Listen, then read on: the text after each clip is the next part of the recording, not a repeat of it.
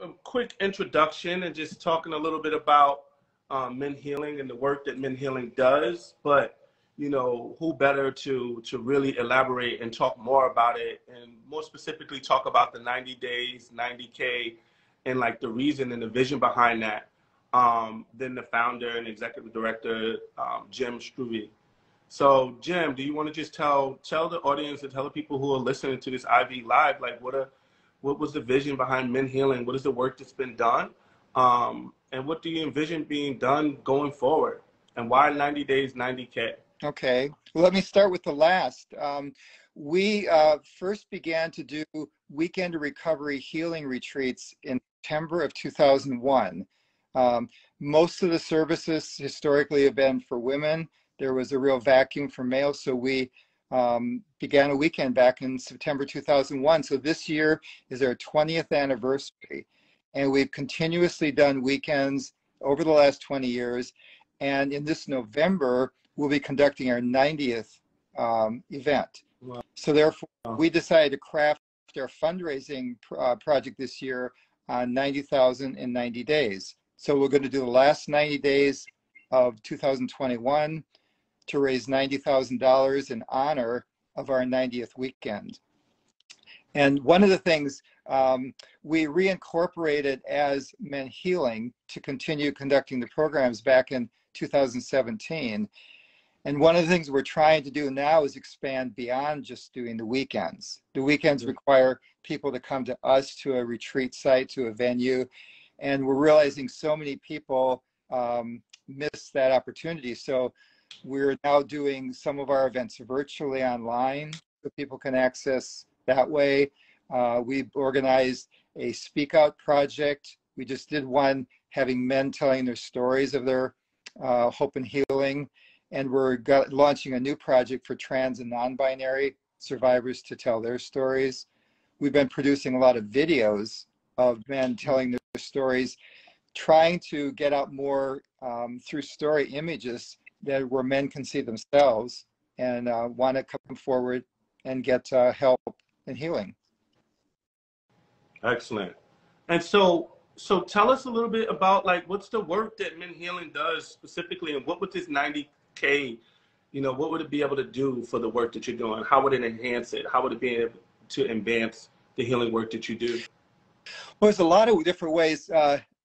90K would underwrite and fund 3 of our weekend events. 90K could also allow scholarships for 100 men to be able to come to attend the weekends.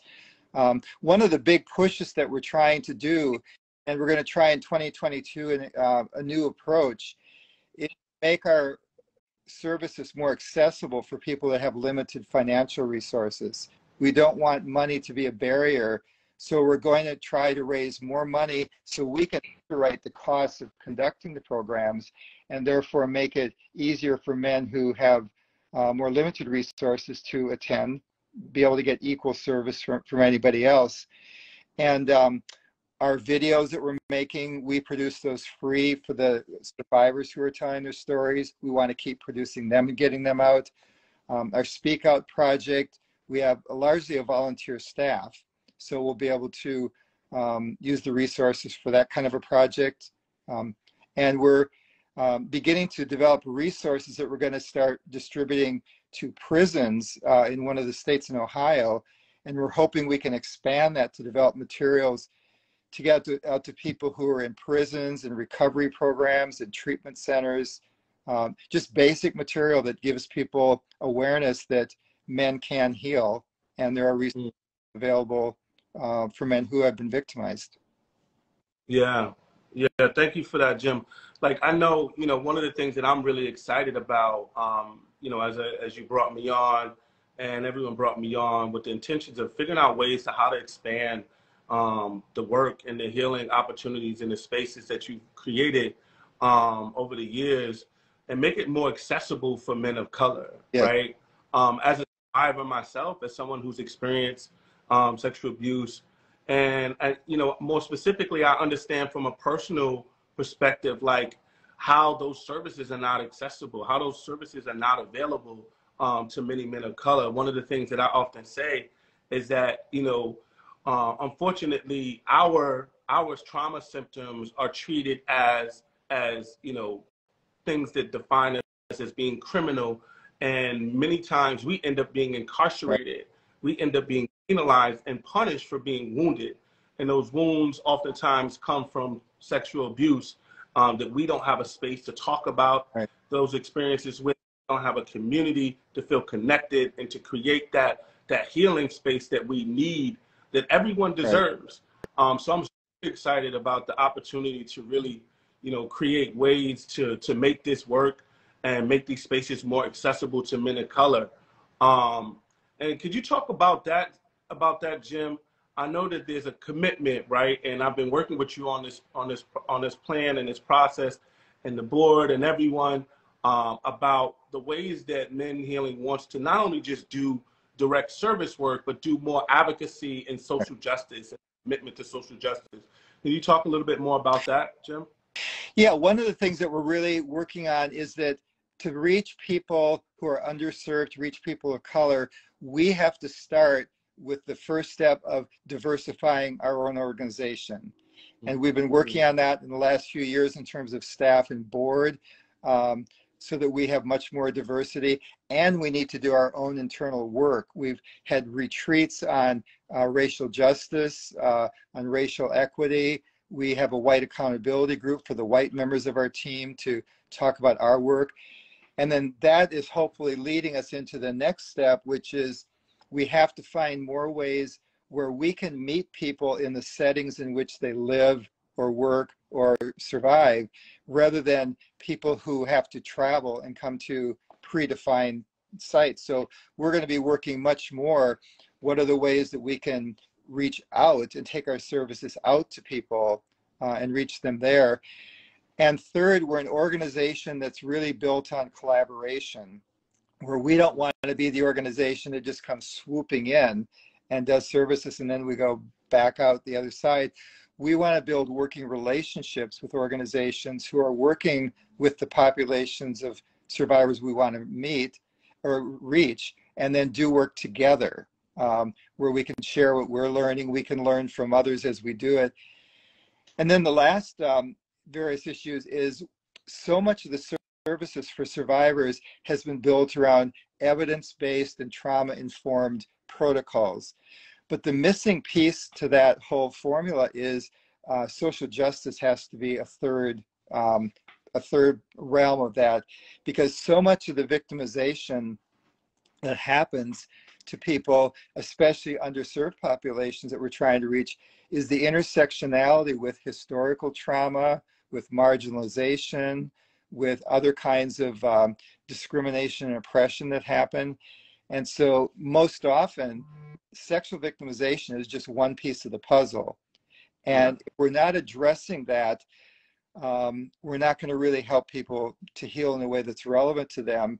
And we then have to challenge some of the existing protocols, which have been based on research on white people, based on research with women. And then we can't just apply it across the board.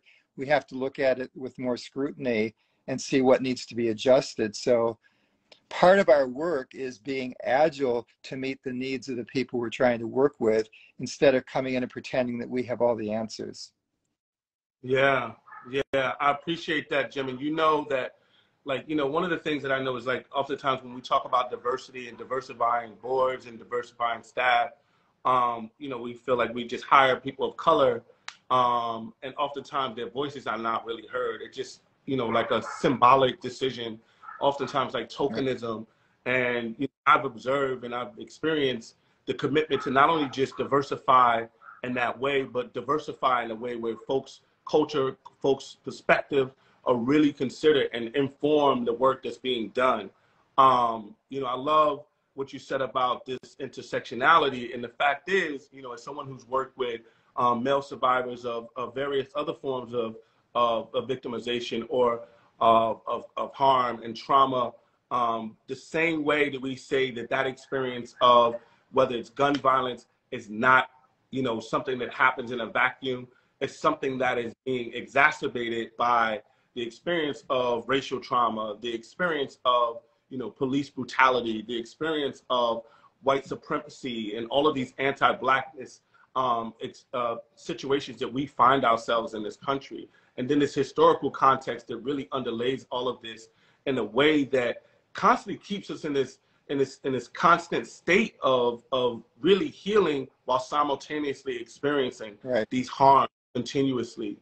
And so, you know, that commitment to acknowledge that and recognize that and focus on social justice issues while not just, you know, focusing all of the energy on serving the individual, but looking at how the individual survives and thrives within a context, especially with men of color, that for so many years has not seen them as human, has not seen them as deserving of the trauma and healing support that they need and that everyone deserves. One of the things about mental health services that's been problematic when it comes to working with sexual victimization is that I think the model of mental health is you have this cocoon of coming to therapy or coming into a residential place, and in the cocoon you'll be able to get better and heal. And what that doesn't deal with is a reality that life is bigger than the cocoon. And we have to do our healing within the realities of the lives that people are living. So therefore, one of the things we're trying to do is to not close the door, pull the blinds, be in the room, and try to help someone recover from their sexual trauma.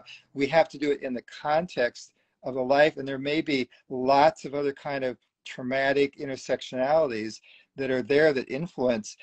And what mental health has done historically is when the person seeking the help doesn't get better, it's framed as resistance. And it's someone's recalcitrant. And we're trying to, again, challenge that may be because it's the system that needs to be adjusted and changed. And a perfect example is how we have a tradition of when you get into help, first of all, you might need to have insurance. And then to have insurance, you have to be diagnosed. And all the diagnoses are about pathology. And so we blame the victim. One example of that is the way in which you might get diagnosed with post-traumatic stress disorder. And most people come away from that and say, well, I guess I'm broken. I'll never be able to heal. And the reframe is it's not a disorder. It's an injury. And something was done to you. There's nothing wrong with you. And then we have to be all aware of the realities of the environment someone's living in. Like you mentioned, the historical predecessors. What's going to happen when you get better? What do you got to look forward to? All those are features of how the healing process works. And that's what we're trying to do differently as an organization, is be aware and contextual about all that. And then one other thing I just want to say about our organization, not just wanting to put people of color or people who are diverse in the organization, we operate by consensus. And therefore, everybody's voice counts. And so when someone comes in, they're not working under the thumb. We are working as a consensual organization. And that means as we bring more diverse people in, we have to adapt and change. Our status quo isn't always what needs to be perpetuated. Yeah, absolutely. And I really appreciate the perspective on like blaming the victim, because, you know, one of the things that I often say, and I know, is that like, you know, we pathologize, you know, Black people's trauma responses, right? We don't acknowledge that these behaviors are indicative of experience of trauma, and they're not, you know, because we don't want to support, we don't want to heal. There's also this historical mistrust, especially when it comes to traditional like mental health services, right? And so, you know, you might reach out and try to support someone, but unless you're like culturally specific and attuned and aware of these dynamics and how they show up, inevitably it's going to result in you blaming the victim. It's going to be you saying, this person doesn't want help. I tried to help this person. That's why it's imperative for us to keep that, you know, simultaneously in mind, that there's these systemic factors that are contributing to these behaviors. There's this historical factors that are contributing to these behaviors that are making people resistant of and just skeptical of, you know, support. And I also know that that's something that you're really committed to as you think about diversifying and like bringing folks in from different lived experiences and different backgrounds into MenHealing, you know, with the intentions of letting people see that there's like folks who look like you, who've experienced the circumstances that you've experienced, that are here to heal, help you heal, and create community Right, for you. right. Yeah. And one of the things we've learned is the value of healing in community. That because male survivors already feel so isolated, so invisible, that our weekends and our days of recovery are built around bringing people together and finding others who you can share being like yourself. And one of the biggest takeaways that we're learning is people, when they've experienced belonging, being part of something, then the healing process has a really different course of action. And so to go into places where people have a sense of community, know each other, and maybe we can add the healing from the victimization into that setting, we can really begin to find all sorts of different pathways for journeys. But there isn't just one path to healing. Right, right. There isn't one path. Right. And I think too often we're like overlooking the real traditional indigenous paths to healing Yes. that have allowed, especially Black and brown folks, to survive, you know, decades of attacks on our community, in addition to the experience of sexual Right. victimization and, right, there's been consistent attacks and wars that have been waged on our community. So, you know, there needs to be a healing process that is honoring what has gotten us to this point, but also recognizing the limitations of some of the things that we've done in the past to heal. You know, as Dr. Joy DeGruy talks about the post-traumatic slave Right. syndrome and some of the things that we've done in order to survive, that served us at one point, but no longer are serving us. And so the fact that, you know, MenHealing is being really intentional about bringing those different voices and those different perspectives into this process is admirable, and it's the reason why I'm committed to being a part Yeah. of the work that you all are doing.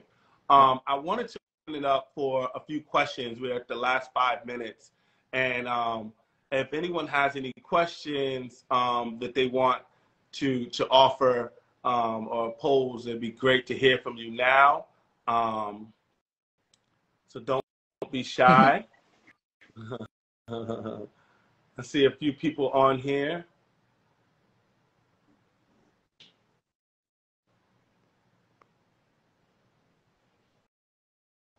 And if not, I mean, you know, one of the things that we just want to continue to reiterate is the need for support, financial support for this. Yes. As someone who's a part of the work at MenHealing, specifically looking at ways to engage and make sure that these healing spaces, this community is accessible for Black and brown men.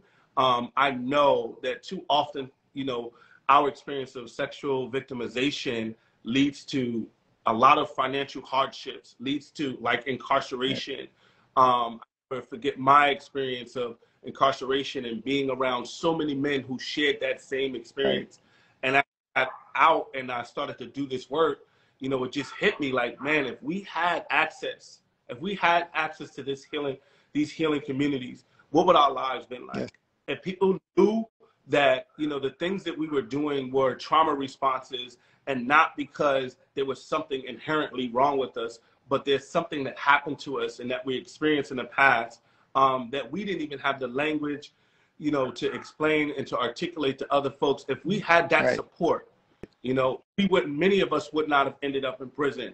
And so when you think about it, or you know, dealing with substance abuse issues. Mm-hmm. And so, you know, when you think about, you know, those types of experiences and how they exacerbate, you know, the sexual victimization and the barriers that it creates that impedes people access to the services that they need, not being able to find a therapist or someone who sees them not as the sum total of their traumatization, but as a human being who's striving and trying to survive in the midst of like constant attacks while really mitigating and managing their own individual trauma through sexual victimization. You understand the need to support the work of MenHealing. Right. So if you could really like just think about that and think about ways that you can help us, you can offer, you know, your support.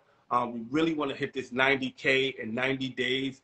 because like Jim said, it will open up the door to have 3 weekends. It will be able to support 100 men, right, but otherwise be able to access right, this. And that money goes directly to the right, work. It's not going anywhere else. right, Many of the people who are working with MenHealing are volunteering their time and their efforts. And so it's not money. I'm saying this and I'm vouching mm, for it 100%. This money goes directly to the yes, people that are getting the healing support that they yes. deserve. So anything that you donate, just know that that money is going to be directly impacting the people that you intended to impact. We pride ourselves on being a organization that uses most of our money for direct services. We've had up to 70% of the men who come to weekends come on financial assistance, being able to do it. All of the videos that we're making are free public access to use. All the materials that we're producing now to put out for the prisons and other programs, we're doing those as an organization to gift to other places to have. So any money that's coming in is supporting that level of work, and for us to use it to give back to the communities that need the service. And that's what we want to keep. As an organization, we want to be generous to make sure that nobody is denied services, nobody has lack of access just because of money. And the more we can do collaborations with organizations that make them stronger and that spread the healing, that's an investment that we want to do as well, is share our expertise collaboratively and then help other people to carry it forward. Yes, yes, absolutely, Jim. And so with this last minute, I just want to let folks know that like this is a part of the next 12 weeks. We're going to be having these conversations every Tuesday, with the exception of next Tuesday. Every conversation is going to start at 7 o'clock and it ends 7:30. So join us, share. You know, if you know someone who could benefit from this information, we're going to hear from a number of people who are going to share their perspective, their experiences, and their wisdom on creating healing spaces for male survivors of sexual victimization and other intersecting issues that they work to address in their communities. So thank you all for joining us. We had a rough start, but we got it together. Jim's there, bright-eyed, smiling. And I think it's been a great conversation. Thank you, Jim. Thank you for your vision. Thank you for the work that you've done over the many years. Great. We look forward to seeing everyone next week at our next IG Live conversation. Thank you, Richard, for hosting. Appreciate it. All right. Bye. Take care.